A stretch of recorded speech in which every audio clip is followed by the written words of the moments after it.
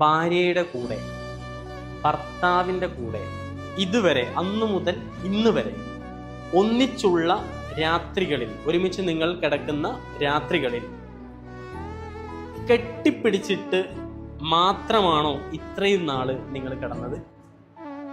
ഇല്ലെങ്കിൽ ഇന്നു മുതൽ ഒരുമിച്ച് കെട്ടിപ്പിടിച്ച് കിടക്കണമെന്ന് ഞാൻ പറയും. ഞാൻ പറയുന്നത് എന്തുകൊണ്ടാണെന്നറിയോ? ഒരു ഒടുക്കത്തെ ഹോർമോണൽ ചേഞ്ചാണ് നമുക്ക് ഉണ്ടാവുക, ഒരു ഒടുക്കത്തെ സ്ട്രെസ് റിലീഫാണ് നമുക്ക് ഉണ്ടാവുക. എൻ്റെ കല്യാണം കഴിഞ്ഞിട്ട് ഏകദേശം 1.5 വർഷമായി.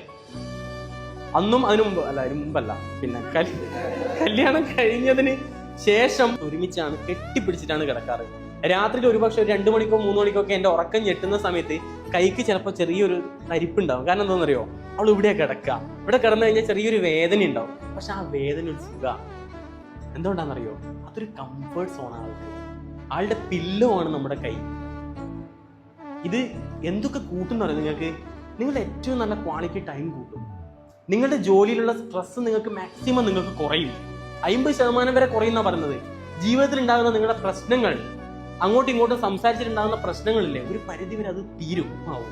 ചെറിയ ചെറിയ പ്രശ്നങ്ങൾ, വാശികൾ, കുഞ്ഞു കുഞ്ഞു പിണക്കങ്ങൾ ഉണ്ടെങ്കിൽ അതെല്ലാം പോകാനുള്ള ഏറ്റവും നല്ല മാർഗമാണ് കെട്ടിപ്പിടിച്ച് നല്ല ടൈറ്റ് ഹഗ് ചെയ്ത് കിടന്നുറങ്ങാന്ന് പറയുന്നത്. ഭാര്യയുടെ കൂടെ മാത്രം.